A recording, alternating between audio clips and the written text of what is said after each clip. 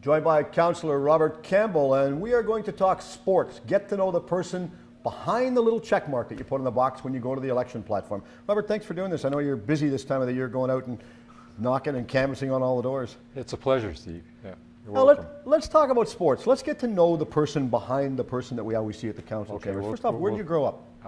Yeah, north of Toronto, a place called Richmond Hill. Know it very well, Big family? No, just one brother, and he was quite a bit older, so still is.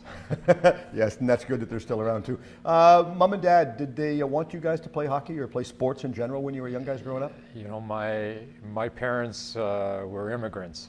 I'm an immigrant. I was born on an army base in Germany, an Air Force base actually, and my father was in the RAF.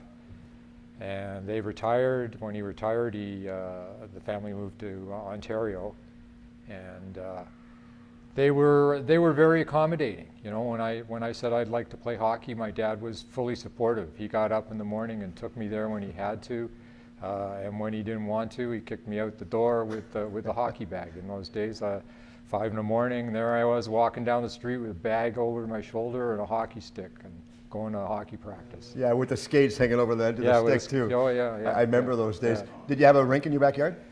We had, yeah. He'd build a rink every year for us. Yeah. We had enough. It was a good time. Yeah. Did your brother play sports too? No, he was no. He was totally acclimatized in England. So he went to school in England. He went. Played all his sports in England. So he was a rugby guy and a soccer guy. A lot of guys like that, especially in the soccer, they picked that up real early over in England. How'd you end up moving out to Canada? Like from Ontario out to BC? Well, when I got out of high school, my parents decided that they were going to go back to England. And I decided I wasn't going to go with them. So I went the other way. Can't blame you for that. Yeah. You ended up coming out here. What year did you move out to the area? 1973. Oh, so you've seen changes, huge changes in Delta. Yeah. I mean, I've seen changes. When I moved out here in '77, Scott Row was a 2-lane road. Yeah. Oh, yeah. So big changes. How did you end up getting working your way into council to the point that you wanted to said, this is what I want to do, with my life to benefit the corporation? Well, the reason we moved to Delta was it was a good place to live. We thought it was a really nice place, and we both were, my wife and I were overwhelmed with what we encountered when we got to know the community. And that grew into an interest in the political side and a passion for speaking out, and that sort of grew into an idea to run for council. That's a big endeavor, because sometimes you always come up with this majestic idea that you want to do it, and you always, maybe in the back of your mind, you're a little bit leery as to how it's going to go, and knock it on doors. That takes not only a lot of time, it's costly too. Yeah. Well, I thought I would just run, speak my mind, sort of shoot my mouth off a bit and not get elected and then go back to obscurity, So you're with the Parks and Rec Commission. How is that working so far? Good. I think very good. I've been chair of Parks and Rec Commission since the end of 2003. Before that, vice chair for three and a half years. Well, I think we've accomplished a lot in that time. We've seen a lot of changes in Delta. We've gone from just the normal grass fields where you had to fill the holes in so you could go out and play.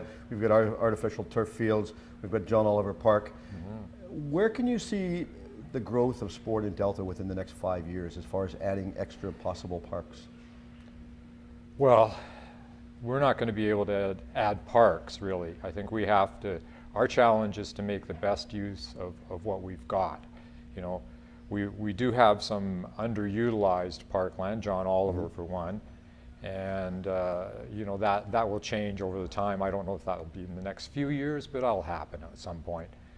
So, but in the meantime, the challenge is the same with the rec centers too. It's to make the best use of what we've got, change that infrastructure gradually so that we're growing it and adapting to what the community needs and wants. And the same thing happens with our passive parks and our walking trails, But we're not this community is bounded. You know, we don't have any space to grow in. We don't have anywhere we can build a new rec center. We don't have anywhere we can put a new rink. We don't have anywhere we can put a new soccer field other than in an existing park. A lot of people have asked, whatever happened to the, I don't know, possible development for John Oliver Park with the Whitecaps, when going back a couple of years when Wally Opal was, well, more than a couple, when Wally Opal was running. What happened? Well, simple answer is they're tough to make a deal with. Those guys, they're still trying to make a deal somewhere, and they seem to be bouncing around, you know. And the last deal was with New West, and that fell through too? That fell through too, yeah. New West, that's a big community, but they're bound by certain areas as well, Yeah. just like you were saying. Let's go to the North Delta Rec Center. What's the status with the North Delta Rec Center as far as the expansion? It's looking good, yeah. It's coming up out of the ground. Things are going really well. All the contracts are let, right? So the price, everything's fixed. It can't go over budget. It's hopefully, and it'll all be on time. Sun God has expanded several times. I remember Yeah. when it was first built, going back, and it was officially opened in 1977. You had the two buildings were completely separate. Now it's one complete unit. I guess the only way for us to do, if we're going to grow anything, is to grow and go up instead of out. Yeah, at Sun God, that's a possibility. You know, everything is structurally there. We could add a second floor on over the fitness center at some point if that is necessary. We could go out a little bit further in the direction of that east parking lot. You know, so we're always trying to think, okay, where can you push the building envelope if we have to in the future, you know? And, you know, that's happening now at North Delta Rec Center. Ladner Leisure Center, that is under construction still, and despite the fact that some people might be a little bit critical, saying, well, it's taken far too long, my concept on that is that could have been so horrific as to the damage and the death that we could have lost in Delta, and thank heavens nobody was in that side of the building when it did collapse. What's the status on that? Because when I was there last week, I looked, and ironically, I'm looking at it from like a person's point of view that if I want to go in, today's technology, everybody wants to text, they want a video. And when I went in there last week, and I know they're trying to get up to building code, but as funny as it sounds, I went in and I looked, maybe it's still in the process of being finished, but on the one side behind the players' benches, there is not one plug-in on the wall for anybody to plug anything in. And that, because of the building code, that surprises me. What are they doing to oversee this, and how are they working with the corporation, like the contractors? Well, first of all, that's a rebuild of the building envelope. You know, it didn't take into account or look at rebuilding any of the interior structure of the building. Okay. So the contracts were strictly for the building envelope and a total rebuild of that. The only interior part that, well, two places. One, the tower in the swimming pool, which was demolished, half demolished, and the other part's a storage room now. And the old pool, what they call the poolside room, which will be the cycle fit, spin cycle room now, with opening windows to the outside. Those two inside parts interior parts were refitted or retrofitted, but nothing else on the inside was you know, part of the contract. It's, you know, think of that, $4.5 million just to do that part. Wow, you know, that's a big chunk of change. Yeah. But a lot of that is things like, you know, the dehumidifiers and stuff. We found out when we get in there that you've got a dehumidifier that's 1/3 of what should be, and so, you know, we have to totally rebuild that part, bring in 2 new dehumidifiers and put them in, build the equipment in to be able to put them in a room and hold them in. And the clock too. And the clock, brand new clock coming in, yeah. You know, and the same thing though, there's limitations with the clock because of the electrical and the way everything sits in there and the space and stuff. So, you know, you can't do, somebody was asking us about a reader board and things under the clock and stuff, and unfortunately, you know, yeah, it's sort of a new rink, but it has limitations still. Yeah. No kidding. Expansion, what's the deal with possible expansion at the Boundary Bay Airport for anything that the corporation might want to do sports related? I would say pretty slim. You know, Boundary Bay Airport is an industrial park and an airport. You know, that's sort of the end of it, the beginning and the end. There is the North 40. The North 40 is considered at this time an environmentally sensitive area. It's used as a off-leash dog area, park area, but